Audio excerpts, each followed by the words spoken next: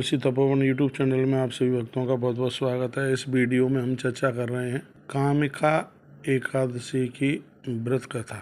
इससे पिछली वीडियो में मैंने आपको निवेदन किया है कि 26 एकादशियों में कामिका एकादशी जो कि श्रावण के कृष्ण पक्ष में पड़ती है, इसकी बहुत बड़ी महिमा है अपने आप में। इसमें भगवान विष्णु को तुलसी मंजरी से और तुलसी पत्तों से पूजन किया जाता है। न्यस्ता तच्चरणई विमुक्त फलदा तस्यै तुलस्यै नमः, यानी जो इस एकादशी को भगवान के ऊपर तुलसी चढ़ाते हैं उनको संपूर्ण जगत के फलों की प्राप्ति हो जाती है।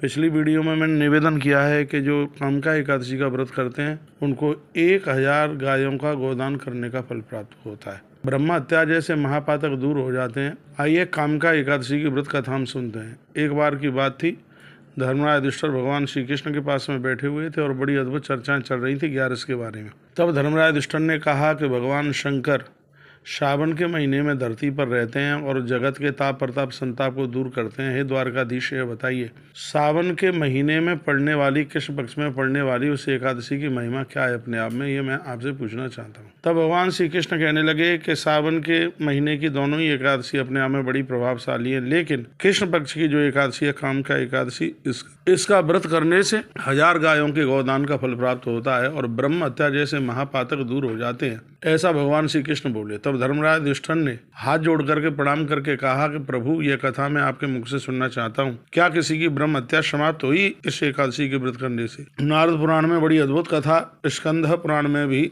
एकादशी की महिमा का वर्णन किया गया। और आइए मैं पुराणांतर्गत एक कथा आपके बीच में रखता हूँ इसके बारे में। इस मृत्यु लोक में एक बहुत बड़ा पहलवान क्षत्रिय जाति से था, जो कि बड़ा अच्छा इंसान था, लेकिन हुआ एक बार किसी ब्राह्मण के साथ ऐसे ही उसका झगड़ा हो गया। बातों ही बातों में उसको इतना क्रोध आया कि उसने ब्राह्मण की हत्या कर दी। जैसे ही ब्राह्मण की हत्या करी तो उसके पूरे शरीर के ऊपर रोम खड़े हो गए, पूरे शरीर के ऊपर बाल, जैसे भालू की देह पर बाल होते हैं, पूरे शरीर के ऊपर ऐसे ही बाल हो गए और एकदम बिल्कुल गोरा क्षत्रिय एकदम बिल्कुल काला हो गया, क्योंकि ब्रह्म हत्या लग गई। ब्रह्म हत्या के द्वारा उसका शरीर शीघ्र ही काला हो गया। लोग उस ब्राह्मण का दाह संस्कार करने के लिए जा रहे थे। ये भी प्रायश्चित करने लगा कि मुझसे बहुत बड़ी गलती हुई और मैंने एक ब्राह्मण को मार डाला।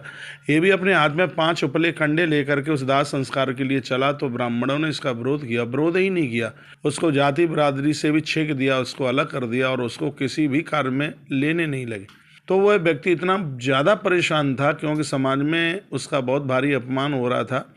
तो वह रोता बिलखता हुआ एक बार घने जंगल में वन में गया और वह ऋषियों से महात्माओं से जाकर के मिला और संतों से जाकर के वह रोने लगा, अपने पाप का प्रायश्चित करने लगा और कहा कि हे गुरुवर, मैंने अनजान में एक ब्राह्मण को मार डाला है, तब से मेरी पूरे शरीर में ये बाल दिखाई दे रहे हैं और बिल्कुल मेरा शरीर एकदम काला हो गया है। पूरी रात भर में बेचैन होता हूँ, मैं सो नहीं पाता।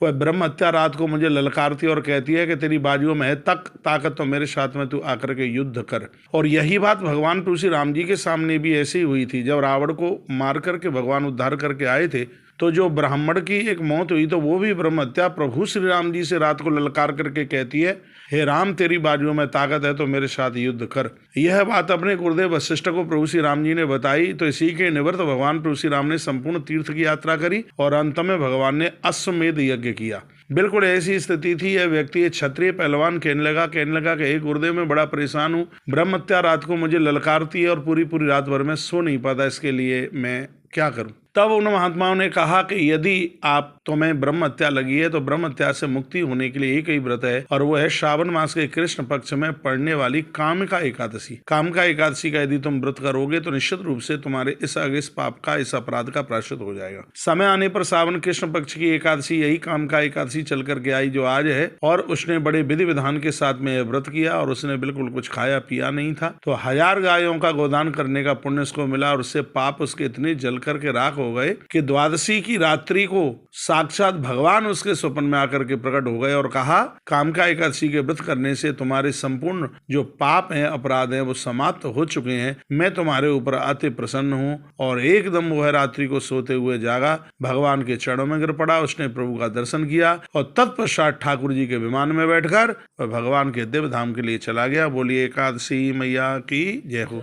यह कामिका एकादशी है। यदि आपको वीडियो ठीक लगी है तो वीडियो को लाइक शेयर करना ना भूलें। चैनल से पहली बार जुड़े हैं तो चैनल को सब्सक्राइब जरूर करें। तो एकादशी की कथा और भी लोगों के पास आगे आप भेज दीजिएगा। आप बड़े पुण्यात्मा हैं, भाग्यशाली हैं और आज कामिका एकादशी का व्रत करने का सौभाग्य प्राप्त हुआ है। नई अपडेट पाने के लिए ऐसे ही इस चैनल को सब्सक्राइब करते हुए और हमारी वीडियो आपके पास तक पहुंचेंगी, जिसके द्वारा आप लाभान्वित होंगे। जय श्री कृष्णा, जय श्री राम, जय गौ माता, जय राधे श्याम।